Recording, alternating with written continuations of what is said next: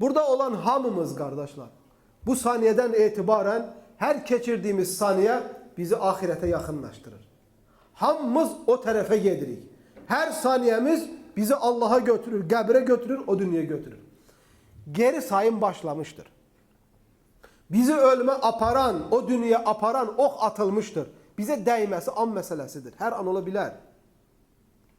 Ona göre biz bu fani hayatta, 2 günlük hayatta ne zaman bu dünyayla ipimiz kopacağını bilmediğimiz için en azından Ramazan kimi ayları nefsimizin terbiyesi için fırsat kimi kabul etmeliyiz. Bu ay sevimli bir aydı kardeşler. Çok faziletler cem olunur. Bu ayda Kur'an-ı Kerim nazil olur.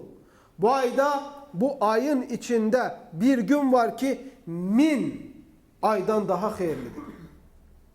Bu ayın içinde Elif Peygamber sallallahu aleyhi ve sellem savaşlarının çoxsunu. Ve bu ayda cehennemin kapıları bağlanır ve bu ayda cennetin kapıları açılır. Bu ayda şeytanlar buxovlanır.